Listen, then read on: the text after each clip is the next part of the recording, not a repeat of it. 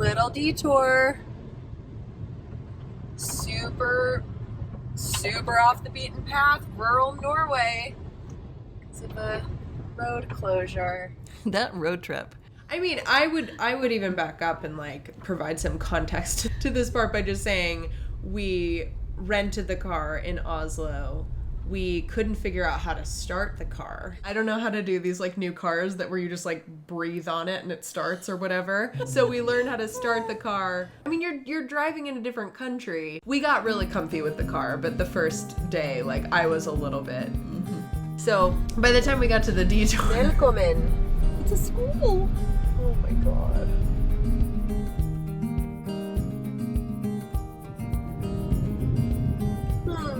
I love the sheep.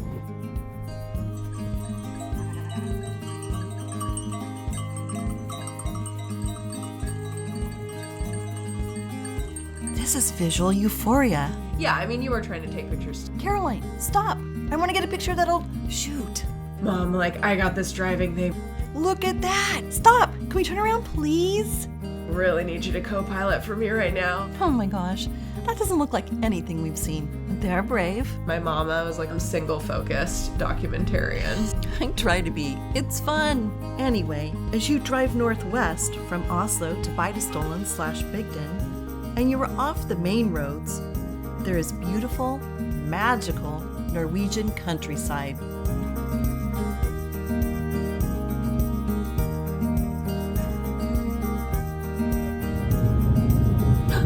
Real road signs. Maybe this means the real road's coming, Mom.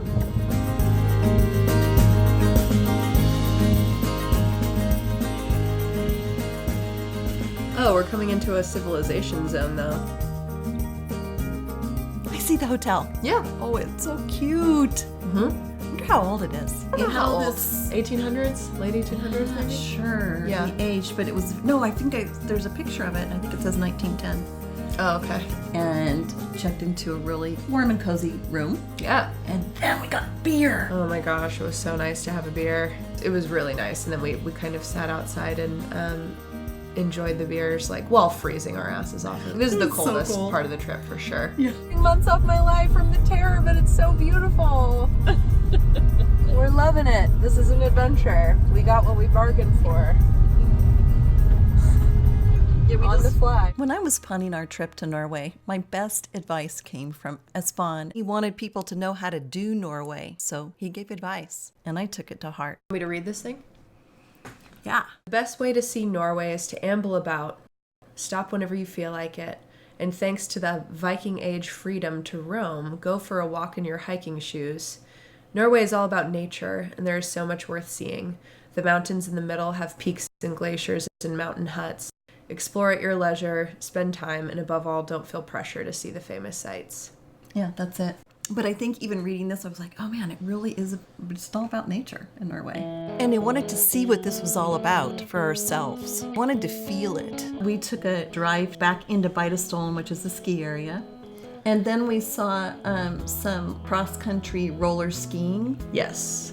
I had taken the wheel. Made Caroline a little nervous. Yeah, Mom drove for a whopping, like, literally, like, 12 minutes or something. Okay, I think you do need to pass them. We can see.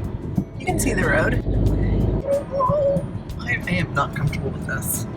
I can't see. Okay, just let. It was very clear how the labor should be delineated from that point on. Yeah. But yeah, we saw those roller skiers. Yeah.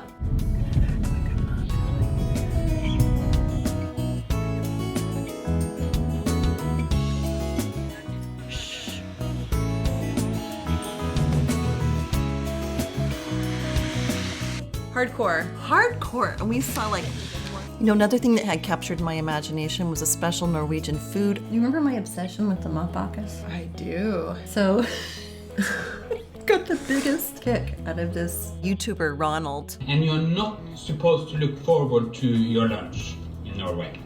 It's not supposed to taste anything. The food culture, from what we can ascertain, seems very utilitarian. It's about fuel, staving off of hunger so that you can hike. The whole Matpakke Yeah. thing had captured my imagination. And lo and behold, in the morning for breakfast, we walk into the dining room. There's a whole table set with Matpakke makings. But you know what?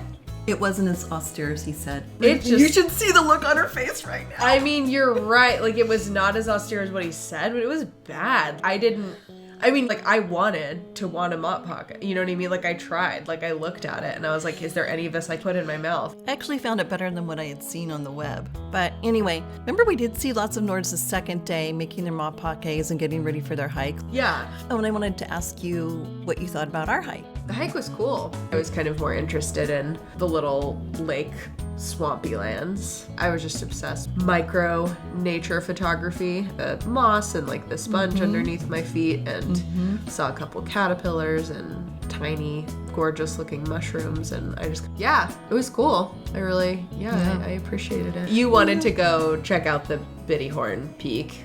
But I only got to not even the bottom of Beitostolen. I want to come up here, but I don't know if I can. It might be too steep for me. We knew that it was going to start raining. Not that that should stop any avid hiker, but I guess I'm not that avid of a hiker. Well, it was, raining. It was already extraordinarily cold, so it was not. Yeah. Really didn't expect to have snow on this trip. It's pretty wild. Are you glad we came to Bygdin? Yeah, for sure. Totally. I think it was not like if you conjure an image of a mountain lodge, like that's not really what it is. It is in the mountain, but it's not, there are no trees. Right, And and it's- you're above the tree line, I guess. Right.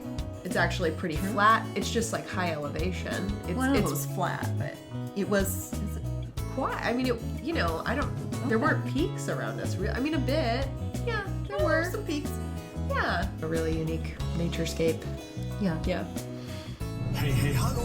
Hvorfor vente med effektiv rente på 7,11%? Yeah. Lån 2 millioner med 25 år. Totalt 4 323 900. Peace out.